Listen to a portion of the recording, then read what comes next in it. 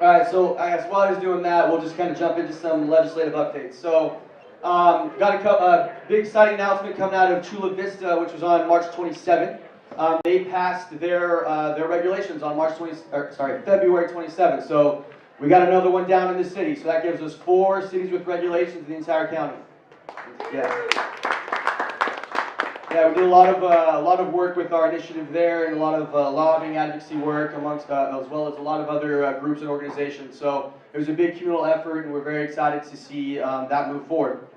Other legislative updates, we actually have Chuck Lowry here, who's going to be speaking about what's going on in Oceanside. They're going to be voting next Wednesday, so keep an eye on that.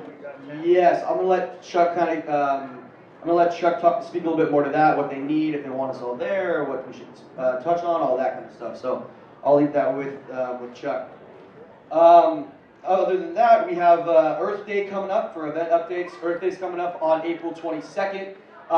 That we're filling up really quickly. We're already 2/3 of the way full. So if you are looking to participate, you need to do that now.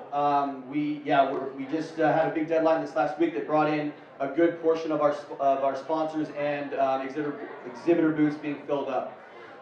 If you haven't heard, if anybody's familiar with Dolores Huerta, who is a huge civil rights activist, labor activist with Cesar Chavez back a couple decades ago, she's going to be headlining our event. She's also going to be leading the parade that goes on Earth Day, so it's really awesome that she's going to come down here. She actually received the Medal of Freedom Award from Barack Obama during his presidency. So yeah, it's pretty awesome that she's going to be there. Also, we have a really special surprise guest. I can say it here, but we can't promote it.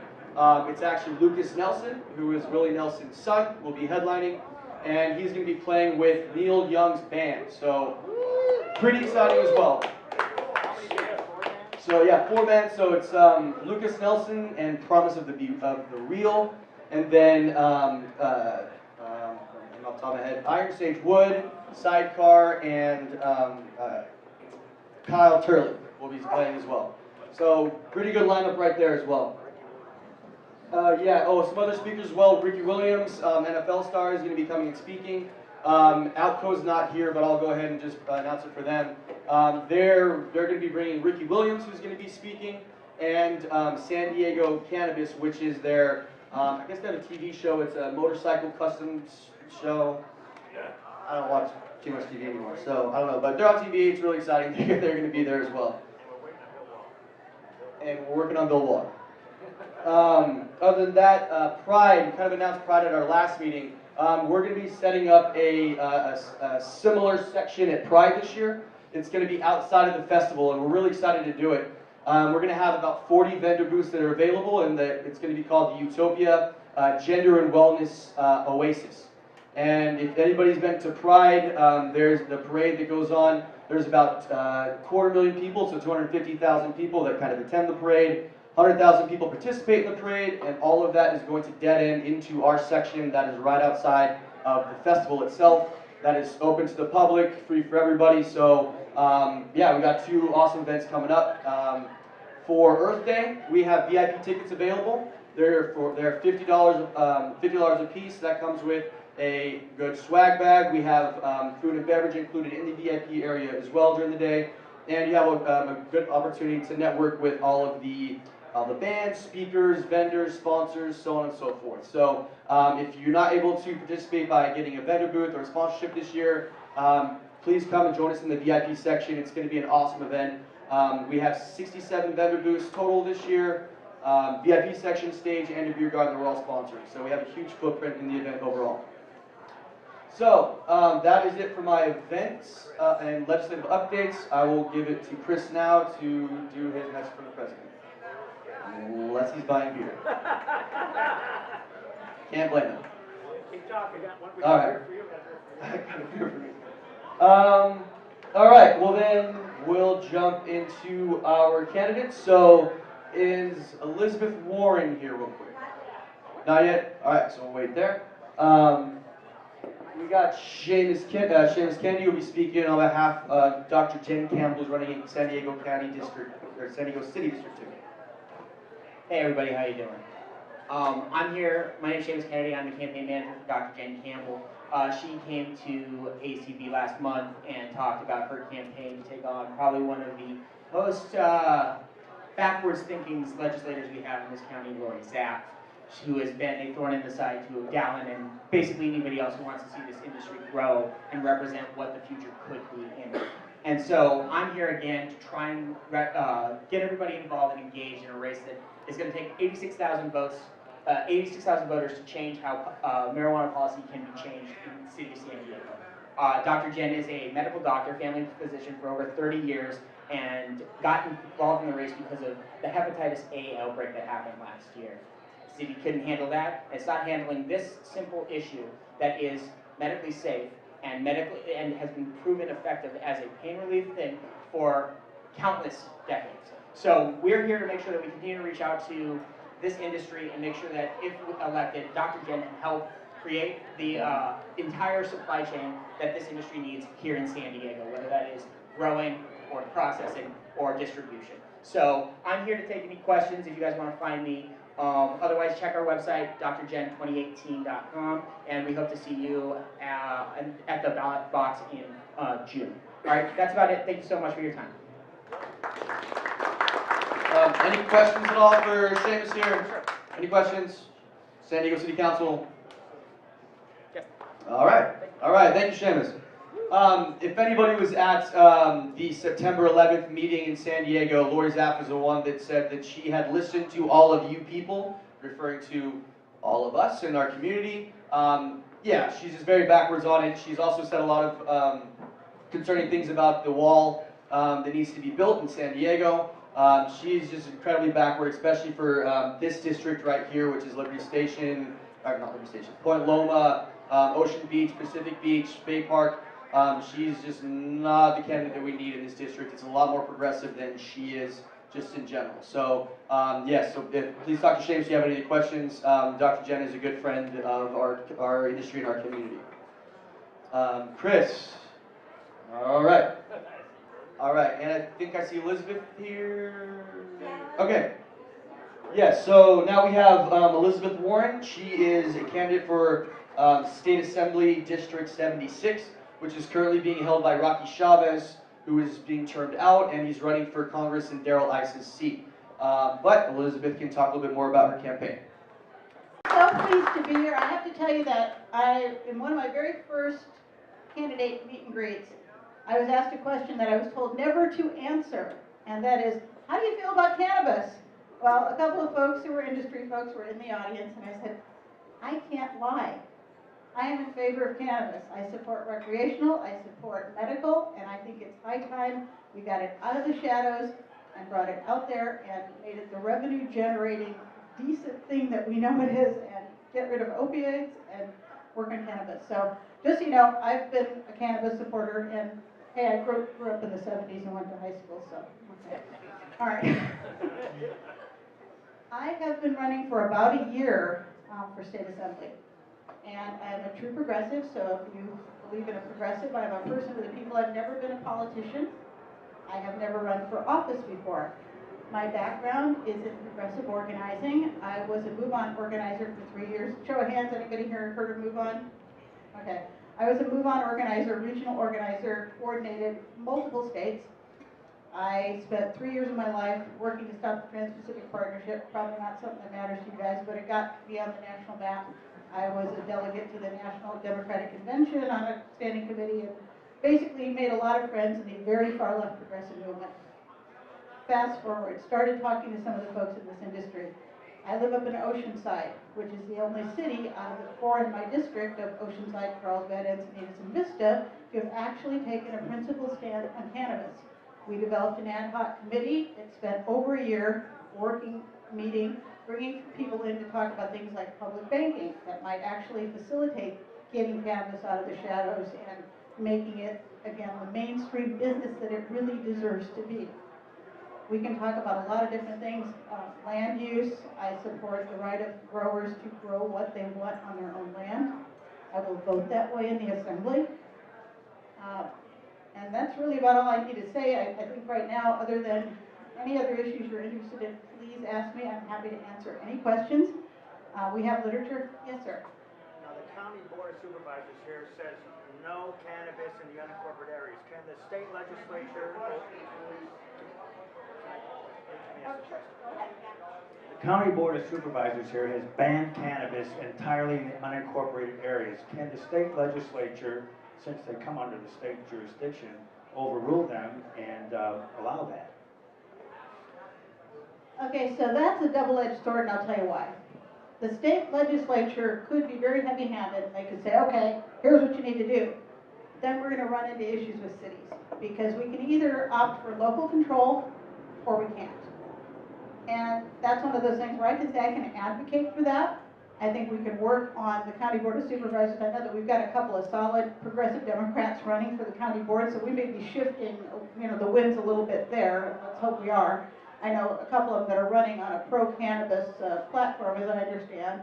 Michelle Gomez and Nathan Fletcher, I think. It only failed by 3-2 vote, right? Right, so if we get Nathan Fletcher and Michelle Gomez elected, I think we'll have that vote in the County Board of Supervisors. So I don't think you have to worry about that, but I would hesitate to want to be heavy-handed at the state level, because then all the local control that you guys count on, we're gonna have a problem with. The state has done what it needed to do. We've got, the people have spoken. We've got, legalization. We've got medical reform. So I'd say it's up to us to work with the municipalities to make that happen. And I would do whatever I needed to do, but I would worry about that heavy-handed state thing. Anything else? Anything else? No?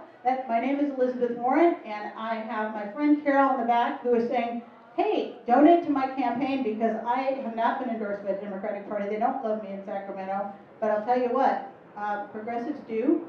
I have been the #1 vote getter at various clubs, and also was endorsed by the Progressive Democratic Club and by the chairman of the Progressive Caucus and the Environmental Caucus and a number of other folks, and also got the endorsement yesterday from Gail McLaughlin, who's running as an independent for lieutenant governor and is a very, very progressive person who was endorsed by our revolution. So I'm bringing in the progressives, but I'm also going to be bringing in people from the middle ground, because I'm also about responsible taxation, which I can talk to you about too if you want to hear about it later. So thank you very much, and please support me. I would love to talk to you tomorrow. Okay, thank you, Elizabeth. All right, next we have Mike Levin, who's running in the California Congressional 49th District. He is actually nice enough and kind enough to come down and speak to us. I do want to make a quick note. I've emailed and spoken to every single other campaign and tried to get them here, and they either got no responses or they have bailed on us. So Mike, as of now, is the only one that's come by, and we really appreciate it. So thank you very much for coming and speaking to us.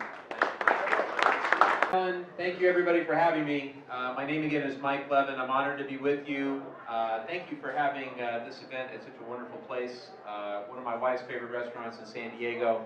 And I think first and foremost, we've got to win this district. We've got to restore the Congress to Democratic control, because we are facing a policy war on the state of California from Donald Trump and this administration. And I think the treatment of the cannabis industry is one example of many of how this administration is undermining and attacking the will of the California voters, who made it so incredibly clear that we support the cannabis industry in this state. And I think we need federal legislation to decriminalize marijuana. Period, end of story.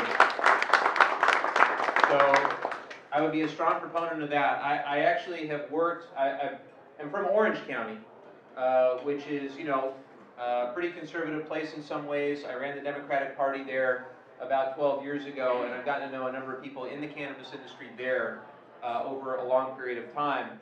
And the folks that I know in industry there want legitimacy, and they don't mind regulation, they don't mind taxes, they want banking. They want to be able to bank as any other business would. They want to be able to just, do their business, and that's exactly what we want to see happen. I want to see the federal government play a role in this, and I think every member of Congress should work with the respective cities in their district. In my district, there are 10 cities, and I think we can study best practices about what's working and what's not working with regard to the cannabis industry in each of those cities. I've seen this happen in Orange County. A very good friend of mine, Lou Correa, has really innovated and led the way in Orange County and Santa Ana and other cities with regard to the cannabis industry. and I know we can do a whole lot better in North County, San Diego, and South Orange County. That's where our district is. It starts up in Dana Point, and it goes all the way down to UC San Diego. So we're just south of the district here, but it is a big district with 10 cities. What I'll tell you about myself is I've been in this race for over a year now. The other morning I woke up and I told my wife, do you believe it's been a year that we've been in this race? She said, yes, I do believe it's been a year that we've been in this race. But we've got 76 days to go until the June 5th primary.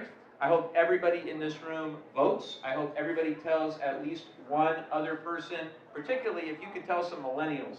We have to have millennials turn out and vote. That will make all the difference. This is really a turnout election in the 49th. There are going to be 4 Democratic candidates. There are going to be 8 Republican candidates, and then a couple others as well. So if we can just get Democrats to the polls, we're going to do just fine. And my message all along is pretty simple. For these Republicans that are running, I think they've all got to take a stand. They've got to say which side they're on. Either they're on the side of Donald Trump or they're on the side of California. There is really no middle ground. Because as I look at everything that's happening to our country, when I'm a clean energy advocate, environmental attorney by background. I've worked for the last decade on clean energy legislation at the state and federal level. When I think about all the good work that we've done to advance sustainability, to advance renewable energy, and I think of the attack on our environment and on the clean energy economy being waged by this administration, it's unconscionable. When I think about all the good work we've done in the state of California to respect and appreciate and value the immigrant community, and I think of the attack that this administration has waged against the immigrant community to score short-term political points and gin up fear and divisiveness, I am disgusted. That is unconscionable to me. You wouldn't know it by looking at me. You'd probably guess one side of my family is Jewish, with the last name Levin. They're Eastern European. The other side of the family you'd never guess in a million years is Latino. My grandparents on my mom's side came from Mexico. They came when they were very young. They didn't have money, they didn't have formal education, they didn't speak any English, but they believed in this country, and they worked incredibly hard to start a small business, just as many of you are working incredibly hard to grow your small businesses, and they were able to achieve the American dream. They were, as my mom likes to say, they were the dreamers of their day. And that work ethic is what makes this country so great, that if you work hard, that you can grow a business, that you can hire a great team, and you can ultimately live that American dream. And too many immigrant families are not enjoying that American dream the way they should. So we've got to have an economy that works for all. We've got to have a cleaner environment, and we've got to stand up for the rights of Californians. So that's what I'm going to do if I'm elected to Congress. I'm incredibly honored to be with you. I'm going to fight with everything I have over the next 76 days. And if you're interested in joining us, as Dallin and so many others know how to reach us, our office is in Vista, off the 78 at Melrose. For your friends in Orange County, we have another office in San Clemente.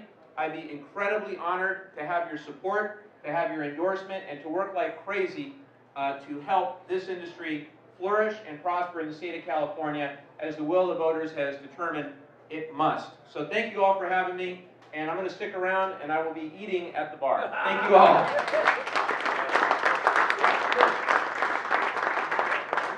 Happy to take questions, and hopefully the food doesn't get cold. Why do you think Darrell Issa dropped out? Question was, why do I think Darrell Issa dropped out? I think he knew he was going to lose.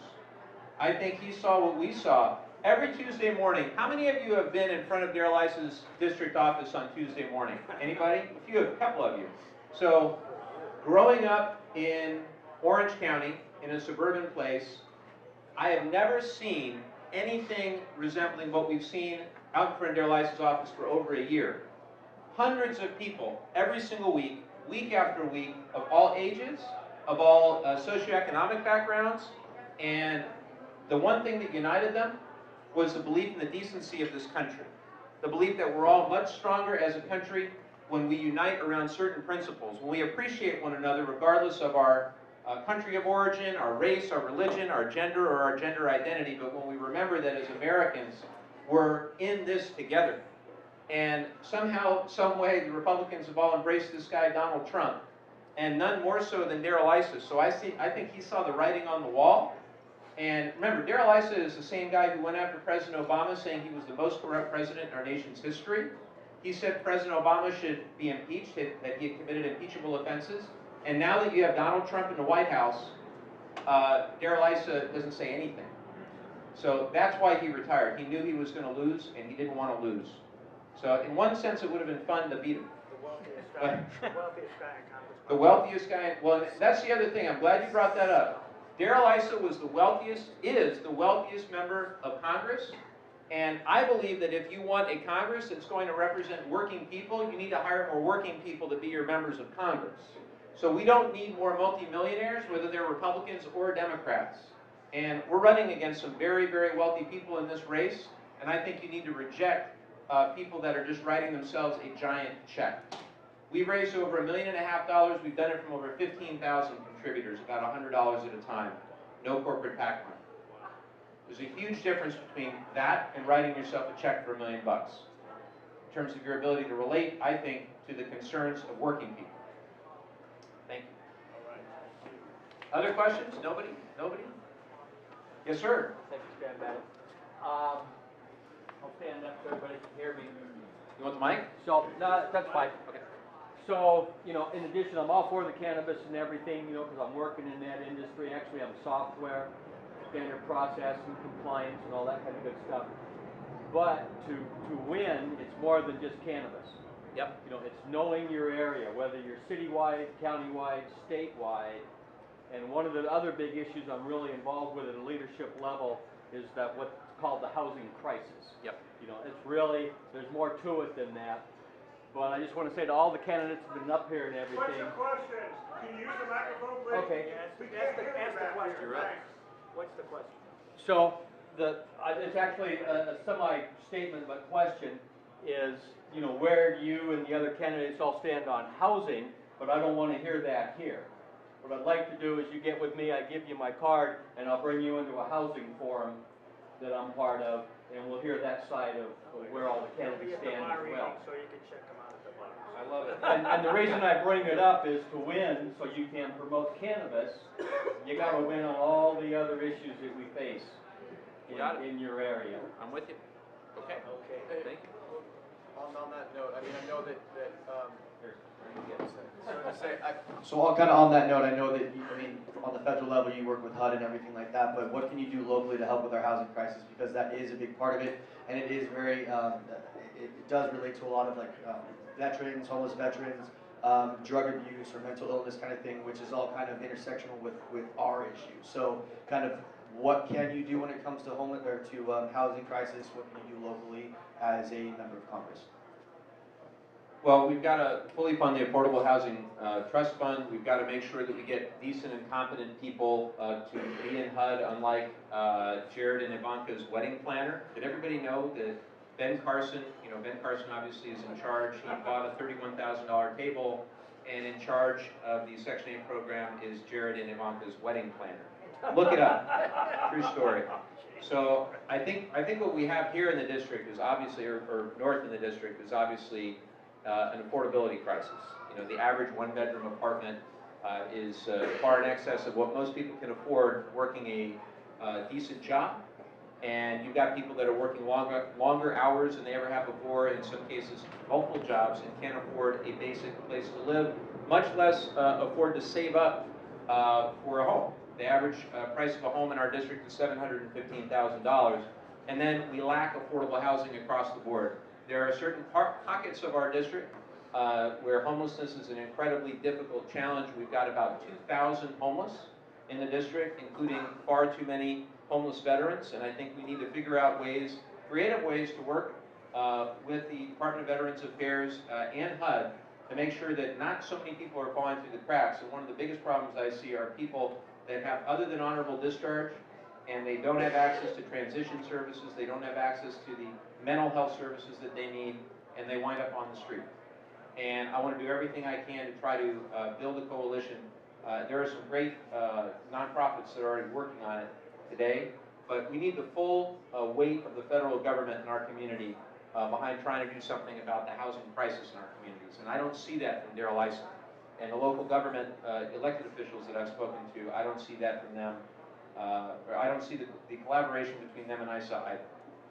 So we have to do everything we can to try to have affordable housing for veterans and for everyone else as well. And we need living wages, by the way. That's the other thing. We need a $15 living wage to help more people be able to afford a house.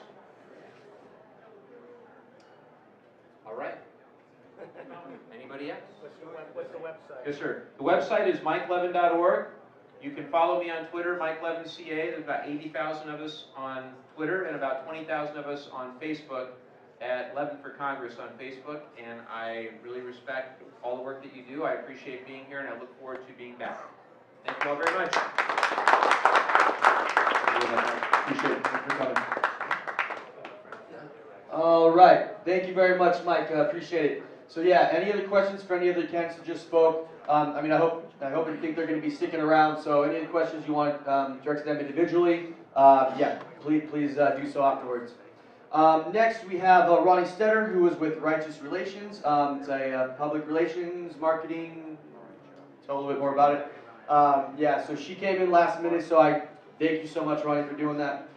She's also had some amazing articles all throughout San Diego media with all the different businesses that she's worked with. So, no further ado, I'll give it to Ronnie. All right, let me get the microphone bearing here. So, something that everybody asks me when I mention that I do public relations, and kind of what my parents actually asked me when I was studying it, graduating from school, is what is that? So who thinks they have a good answer? I'll be a little interactive. Who thinks they have a good answer for what public relations is, like a one-liner? Nobody? You guys have all heard of public relations though, right? Yeah. Okay, so PR for the cannabis industry is really interesting. And I'll tell you why, but quite literally, public relations is how you relate to the public. And it differs from marketing, specifically in that marketing is reaching out to customers, reaching out to people who you want to buy the product. Public relations encompasses people outside of those people. Maybe there's people in the community who hate you. Cannabis, we can all agree, there's still a lot of people out there who see us and our product the wrong way. So relating to those people, relating to potential stakeholders in your business, if you're looking for investors, if you're a tech company or a website in the cannabis space, looking to reach out to new readers or new members. Those people kind of don't give you money, but it's still important to market to them in a way. So in my opinion, PR really encompasses whatever you're doing for marketing, social media, any event-based marketing that you do, anything that would face, another person who's not your employee or yourself. So a little bit about my agency. It's a one-woman agency. I do team up with other practitioners in SEO, marketing, and other writers as well. I mostly do copywriting, blog writing, press release writing. I've distributed press releases here in Las Vegas, in Washington, and a couple other spots, even nationally for a few companies. And what I can tell you is that the climate is actually really heating up for cannabis stories. You just really have to be smart about what you want to say. And I will try to tell you how to do that a little bit. Something that I really strive to do with my company is to help people communicate authentically. There's a lot of cannabis companies, and cannabis is, it has its differences. Obviously, there are different strains and different types of products, but it's really all the same thing that we're talking about. So how do you, as a cannabis company, differentiate yourself from whatever else came before you? Because, we love to honor tradition, but at the same time, obviously California is moving into a new regulated market, and the retail environment is different. And the competition is a lot different. I've seen companies disappear, since 2010 when I first got into this industry, working on the first legalization campaign that failed. So how do you compete and set your product apart? You can't make medical claims about the product, which is part of the law, by the way. So you can't make medical claims. You can't market it in every place that regular companies are marketing in. Outdoor advertising is going to be restricted. Under the new policies, you have to ensure that your audience is predominantly people of age. So any advertising that might appear, at a store where a child might be, is actually going to be against the rules. So you do have to get creative. You can't use those promotion social media tools. But that was the first thing that I was going to recommend if you want to improve your public relations strategy for your business, is to use social media. And if you don't know how, please hire somebody that knows how, because it's one of the things that is so important for your business that a lot of people slack on. And you may feel as if you're growing at a slower pace than other companies, but by being authentic, figure out who your brand is for. Is it a women's health thing? That's really on brand right now with cannabis and women's health. I can't tell you the amount of articles that are getting picked up in major publications regarding that, and a lot of them are found on social media. Somebody will be cruising along Instagram, and yes, there are really popular cannabis accounts on Instagram, but you can compete with them by supporting photographers in your area, getting your social media looking, up to par, looking professional, like a product that you would follow maybe in the drink space or the alcohol space. Alcohol companies are great at social media. So kind of study what they do, study what other popular cannabis companies do on social media, try to follow them and follow in their footsteps. And you may not grow as quickly, but if you keep at it, the right people will notice. So social media is definitely a must, even if you feel like you aren't making progress. Events is huge in cannabis, and that landscape is also changing. There's an article today outlining how cannabis events actually won't be allowed in San Diego for the time being. Under the new rules, you need a license to allow people to consume cannabis on site, so events like Local Sash, I don't really know what the future of that is, but you will still have to make yourself known to the community.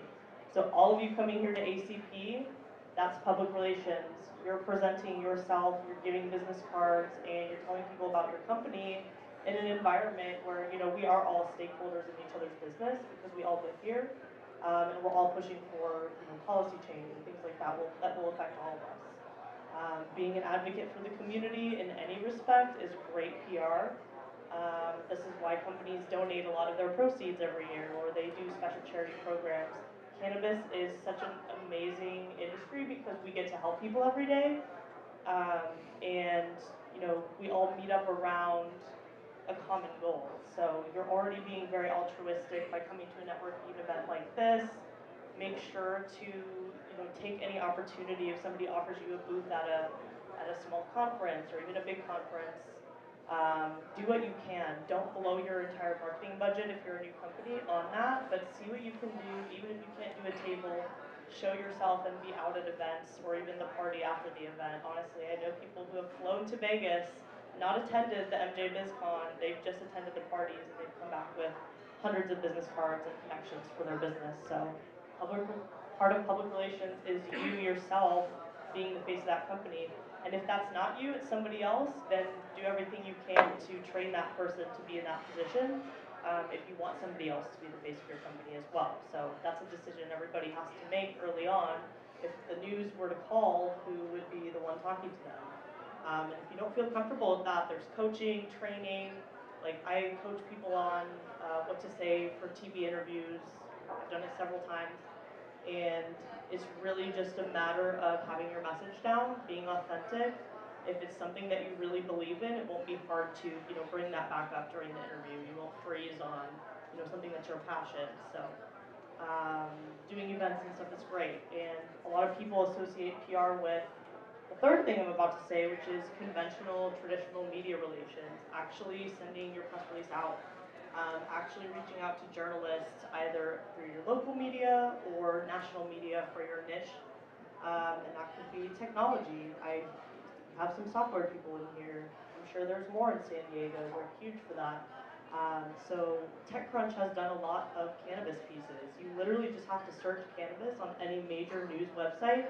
Have a list of writers popping up who are interested in cannabis, and there's definitely some anti-cannabis articles out there too, so you do have to do your research, but I would highly recommend, even if you're not ready to start reaching out to the media, just follow the news, just become a news hound for cannabis, follow High Times. They're not the only source they're not even close to being the only source, but follow all the sources that you can in our industry, and especially ones that are writing about technology or software or retail or packaging or women in cannabis or graphic design in the cannabis industry.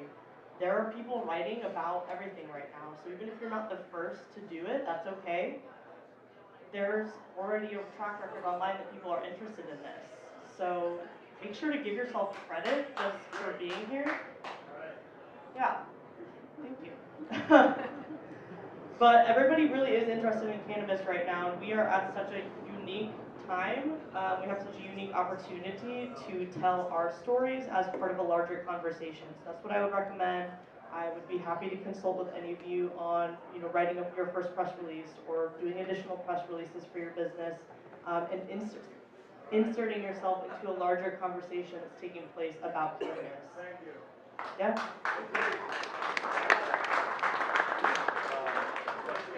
Questions?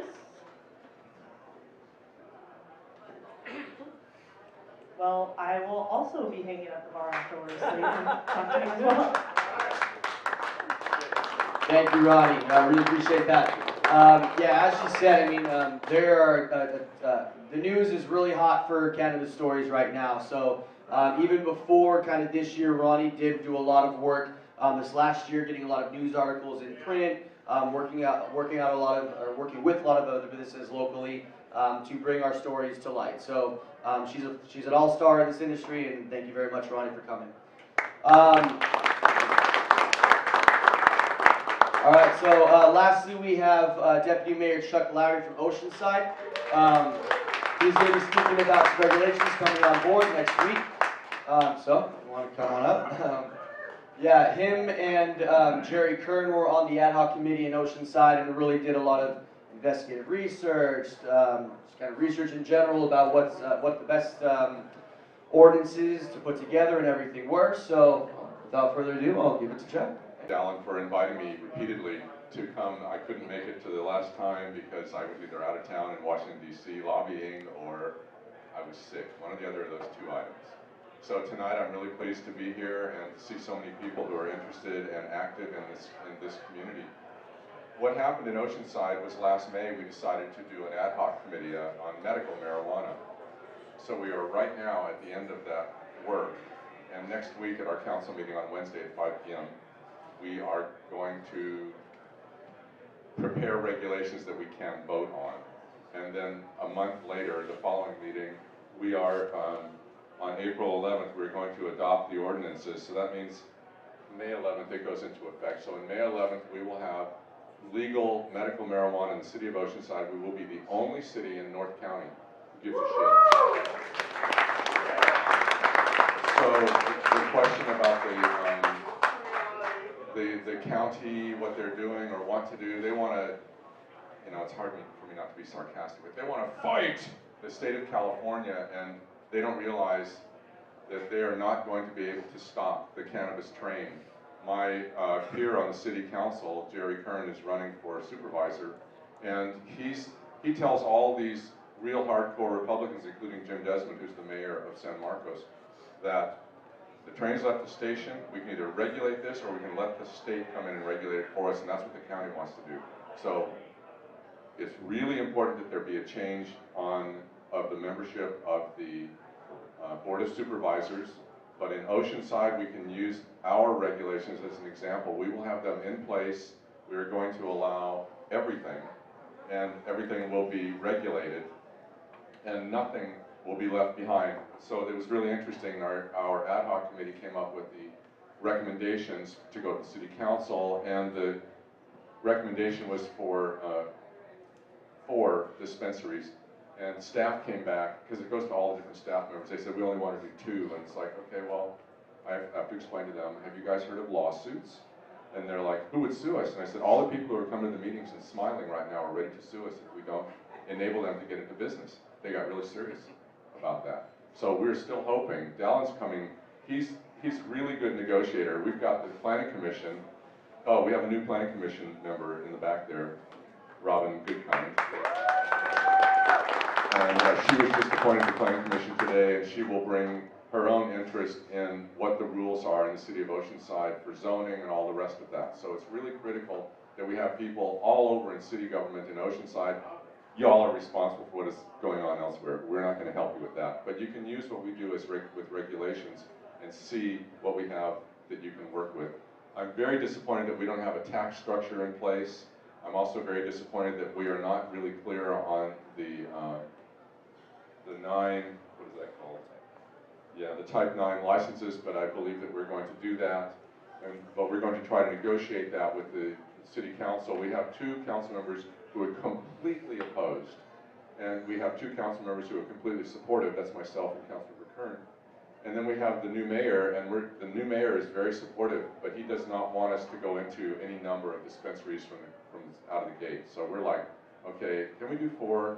And Dallin suggested do 2 retail and 2 type 9 so we can get the product out there to people who need it. The medical cannabis is what we're after in Oceanside, and literally we could not get the ad hoc committee to happen if we did not do medical, because it takes, everything on the council takes 3 votes. So our 1/3 council member a few months ago said, I would support this if it were just medical, because we had browbeaten him. I did a video of a little boy in San Francisco who was doing the CBD drops, or THC, CBD drops. And the little boy was having 200 or 300 or 400, some outrageous number of seizures a day. As soon as he started doing the medicine, the seizures stopped. And I ran that during the council meeting in the room. And it was just a matter of putting in the drive and running this thing. And I said, this came from one of our residents. And it was like, came from me. We ran it so Jack could see it, and people were watching this other council member's response. He really broke, because he has a grandson who's having seizures. And if this works for seizures, and you can see it on kids who are dealing with it, we want the community to have access to that. That's why we're doing medical right now in the city of Oceanside. So we will have, by May 11th, we will have the ordinances becoming effective, and by the end of June, we hope to have applications and a fee structure ready. We are having to push our staff to do everything, but we tell them what it is we want them to do. So I'm happy to respond to any questions. I am not running for election in June, as a bunch of other people are, but I am running for re-election in November, and I have a person who's wanting to take me out in District 1, so I'm the first. Yes? I don't have a question as much as a comment. Okay. I've been a resident of Oceanside for 32 years. My name's Paul Florida. I very much support what Chuck is saying and what Chuck is trying to do and what we are trying to legislate in Oceanside. Starting with medical is a small step in getting to where we want to all get to. Whether it be a medical recreational blend and or a recreational, inevitably recreational. So I just want to support and thank Chuck and his city council in Oceanside for having the courage and the wherewithal to step up, certainly within the jurisdiction of San Diego County and their conservative politics relative to marijuana, and giving you guys an applause and a thank you for blazing the trail, for largely blazing the trail within a very conservative jurisdiction in Oceanside, and kind of set an example, very reasonably so, within San Diego County. So I want to follow up on that. Thank you. Thanks, I want to acknowledge that I interact on the SANDAG board and North County Transit District board and all these other boards with my other peers from other cities, and they're like, we are going to stop this in San Marcos. There will be no pot in San Marcos. And I'm like, my response is, that's really awesome, because your people will drive over to Oceanside to get it. And it's like, okay. And that's the same thing in Vista, the same thing in Encinitas, San Marcos. Chuck, thank you for perpetuating the education and the awareness. Yeah, I like to joke with them a little bit, yeah. Yeah. So, you had a question in the back? Yes. You're addressing medical marijuana. How about recreational marijuana? Yeah, the thing I mentioned about, we will regulate everything. We'll allow the businesses to be in place. We'll allow medical dispensary. We'll allow growing. We will allow processing. We will allow manufacturing, and we will allow lab testing in Oceanside. All the other cities are like, no, we don't want to do this.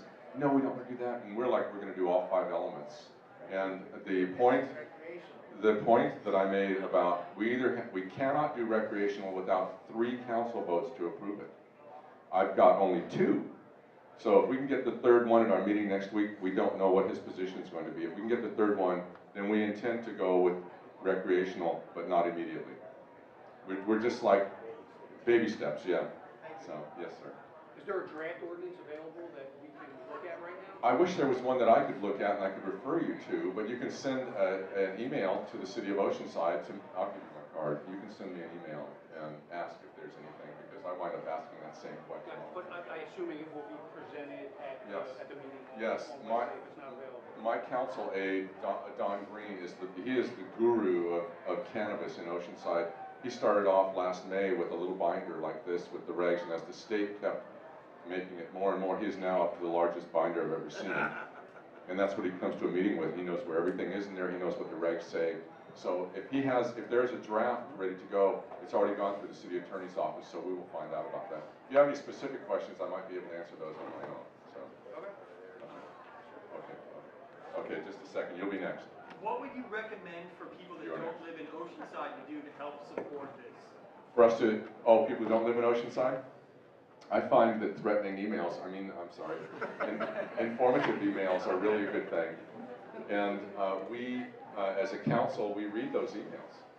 And people don't think they're going anywhere. If you just send an email if you go to the City of Oceanside's website and say, look, you'll find an email address there that goes to the entire city council all at once. It also goes to city manager, city attorney, city clerk, and all of our staff people, like about 15 people get that one email. It starts with council. Chuck, if medical testimonials. Yes, Todd. Medical testimonials from relatives, friends, and otherwise absolutely help legitimize. Yes, we've had that. If you have experience with medical, then that would be just an awesome message to send to our general council email address. What happens is, I tell people, look, if you don't live in Oceanside, you can say, I come to Oceanside, I like going to the beach there, and I'd also like to be able to have access to my medicine. And that's what we're really looking for right now, between now and next week, is the medical. Chuck, do you have the email address off at the top of your head? What the email address is? I do. What is it? Excuse me, the email address for the whole city council is the word council@ci.oceanside.ca.us. Yeah, you can go to the City of Oceanside website to find it. Yeah, look for the city council, there's an address on that page, yeah. I do have it off the top of my head, yes, sir. So you said the number of dispensaries was 4, I think, but what I read somewhere recently that the planning commission had looked to double that to 8. Yeah. Can you maybe elaborate on that? Sure. Planning Commission went out of control. We met with the Planning Commission. They're an advisory, quasi-judicial body, and their suggestion after they discussed the cannabis regs that we were proposing, they said we need to do 8. That would put 2 dispensaries in each of our 4 districts. And I was at the meeting, and I didn't even notice them saying that. The next day I read it online. It's like, wait, did they approve 4? Well, that was their suggestion, was 8. And we're suggesting 4, but the staff has come back with 2. So it's completely like all over the board. Dallin thinks we're going to use that 8 as a negotiating chip. And we're going to say, how about 4, not 8? Even though it has been recommended by planning. So just strictly a suggestion on their part. We don't have to act upon it. Yes, sir. What about banking? Yeah, I wish we had a bank, yeah. No, we asked the state what we should do, and they said, you're the City of Oceanside, you can take money like you've always been taking money. Okay. That's the City of Oceanside, so when we don't know, we got to, like the earlier speaker said, we've got to count on the feds to change the law. That's all we can do. The state of California, they had a really interesting conference here about almost a year ago that discussed money and the state of California, and they're having to deal with hundreds of thousands of dollars that are coming in, walking through their front door in cash at the Board of Equalization. And they can't deal with it. So there's a lot of pressure on the state to come up with a banking system that works for all of us. But until I see those doors open, wow, great question. Oh. We're going to have the deputy treasurer of California here, I think next month, right? Yeah. Supported. Yeah. Tim Schaefer question. Tell him. Oh yes, you've been jumping there. I'm sorry. So for those of us who don't live in Oceanside, I live in San Marcos, what would you suggest about, would be helpful, do you think, for us or those who represent to use medical marijuana to write to their legislators to also get them to realize that that demand is there? For us in Oceanside? Well, I'm just talking about, like I said. Anybody else? Anybody else, would that be helpful for us to work on our own legislators in the same way? I don't think it can hurt. But I don't think now's the right time, because when you send in a letter and it's just sort of this random piece of communication, and there's nothing already going on. As soon as you see our legislators doing work, pummel them with input, phone calls, you know, knocks on the door, all those things. Yes, so who's going to be next? Oh, okay. Pertaining to the planning commission recommendations, they were talking about potentially limiting acreage in agricultural zone land at 10 to 20% of the total acreage towards cannabis cultivation. Can you talk on that? Sure. Is that potentially going to be in the ordinance? This recommendation, we didn't have anything on it restricting how much your ag land was going to be, could be cultivated for cannabis, whether that's an indoor grow or an outdoor grow. We didn't come up with anything like that on the ad hoc, but the staff came up with the suggestion to limit, you know, some number of acres to only 10%, and the planning commission suggested 20% to double it. And we're like, if people want to do it, let them do it. It's all agricultural land we're talking about. We're not talking about putting it in a place like this, you know. No, So really, the future. yeah, it's amazing, and we have 3,500 acres of agriculturally zoned land in Oceanside, and the farmers are over the top happy that we're going to do this. So I met with one of them today. They're really pleased that we're doing this work. Anyone over on this side? Yes, sir. You guys, about 2 more questions. I'll use the Two mic. more. I know. I'll use the mic because last time I got Sure, yeah. complaints, you couldn't hear me. So, Is there a question? what do you do? My focus is on compliance and regulations Oh, yeah. after you have your license. Yeah. Is Oceanside or other cities you know of, are you doing any regulations around your security cameras and employees wearing badges and labeling and packaging, or do you just rely on the state regulations for all of that? Anything that the state has covered like that, which is infrastructure, safety, security, we're letting the state cover that. The city, we just want to make sure that the people are doing the business in the areas that are zoned for that type of business, whatever type it is. So we've come up, my aide had a map printed out that's literally the size of these tables. And it shows on the map just the city of Oceanside, and it shows where all the known churches, known day schools, known whatever, daycare, everything is on this map. We know that as soon as we let people open up, someone's gonna come up and say, I have a daycare center over here. And it's like, you're not legal. Yeah, but, you know, you guys can't legally put this up next to our daycare center. Okay, so we're just gonna deal with those kind of micro-managing things, where the state has all their regs in place, where they want security and, you know, whatever it's called, is seed to sale or whatever that tracking system is. So, yes, there was, you said. Yeah, the ad hoc committee, when you talked about cultivation licenses, was there a discussion of a number? How many? Manufacturing? Yes. So the question was about how many cultivation licenses. 300 and, wait, no, that's wrong. Is there a cap on licenses? There will be a yet to be determined cap on the number of dispensary licenses allowed in the city, but we don't have a number yet.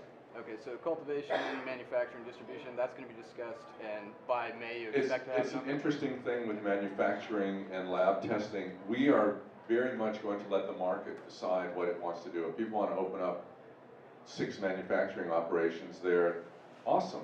You all can do that, but we're going to have a very specific, it's called a conditional use permit or an administrative conditional use permit. These are very hard to get through these permits. So when someone comes into the city, they will have to meet with our staff, and the staff will say you have to do a CUP or an administrative CUP. And when we do that, we do it because you're allowed to do it. So it's not going to be a matter of coming in and guessing whether or not we're going to allow it. So apparently, there are a lot of things that are not done yet because we were in such a hurry to move this forward, the medical at least, so that we have the foot in the door, and we're starting with that right away. Our council is going to change. We have 2 seats up for election, and they are mine and Councilmember Kern. So we're the 2 very committed council members to this. So if we're out of there before December, then what? We start over again? The new people come in on some other anti-cannabis grow thing or whatever. So we just want to get it done. I talked with Councilmember Kern about it today, and I said, so do we want to wait? He said we should do everything as quickly as possible right now before the council make up changes. So, thank you. Dallin, over to you. up to you. If it's okay with everybody, we can do one more. Is that all right? We'll do a lottery on the one more. $1,300 application. No. Yeah, thank you. No, no. We don't have a proposed cap for anything except bad hair. Yeah, that's it. Any chance of flipping any of those 3 other seats? The only 2 seats were up for District 1 and District 2, and that's us.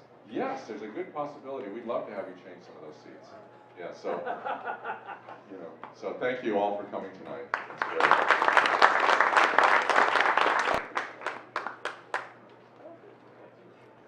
great. Great, thank you, Chuck. I really appreciate him and all of the other North County candidates for coming, making it all the way down here. I know it's a lot of traffic and stuff, so yeah, please give them another round of applause for coming out.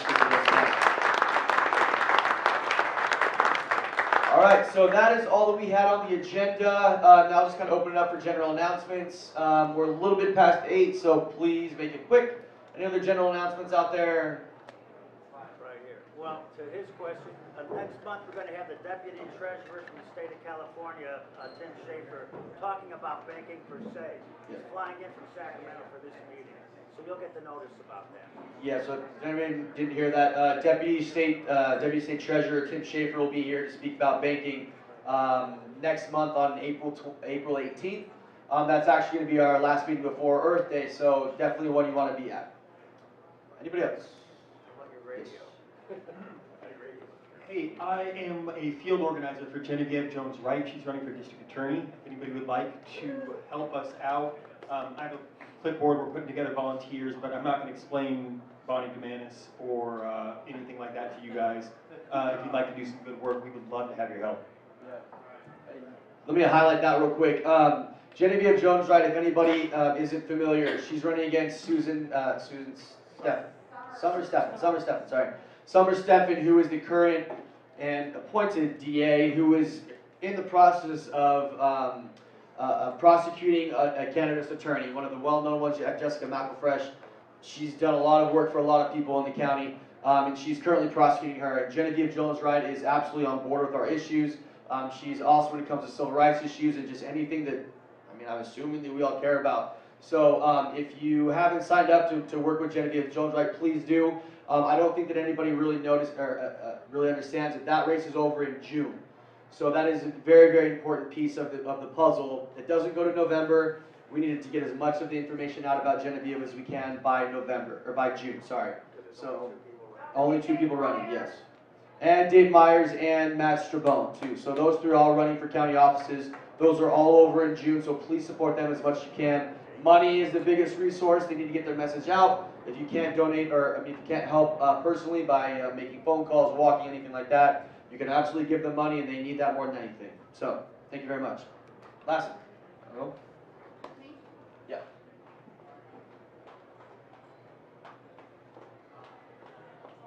Hi, a friend of mine is very well connected up in Humboldt, and he's a CMO biz dev person. So if someone's looking to add staff, come talk to me. All right, no. We'll do that later. Okay. All right, guys. Any last ones? And we're over. All right, guys. Thank you so much for coming out tonight. Thank you for all the guests that came by. Really appreciate it. Also, Stone Brewery gives us this room for free, so please go and buy some drinks at the bar to make this all worth it for them. And if you don't want to buy one for yourself, buy one for me. All right.